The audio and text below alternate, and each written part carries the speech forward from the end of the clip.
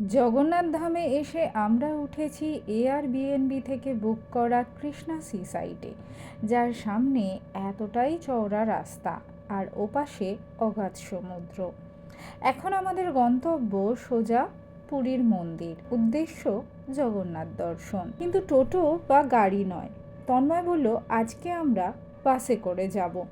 বাসের জন্য দাঁড়াতে হলো প্রায় মিনিট 20। তারপর এই 79 নাম্বার বাস এলো, যেটা ফুল এসি। দেখে আমি আর পালক তো আহ্লাদে আটখানা। আর সত্যি বলতে কি, উইন্ডো সিটে বসে এই ওশেন ভিউ দেখতে দেখতে আমরা ভুলেই গিয়েছিলাম কোথায় যাচ্ছি। সত্যি বলতে কি, যত দেখছিলাম ততই মুগ্ধ হচ্ছিলাম। বিশেষ করে বাসের ভেতরে এই পোস্টারটা দেখে, যাতে লেখা ছিল be kind to the animals, আমার তো মনটাই গলে গেল। তারপর অনলাইনে টিকিট কাটা হলো।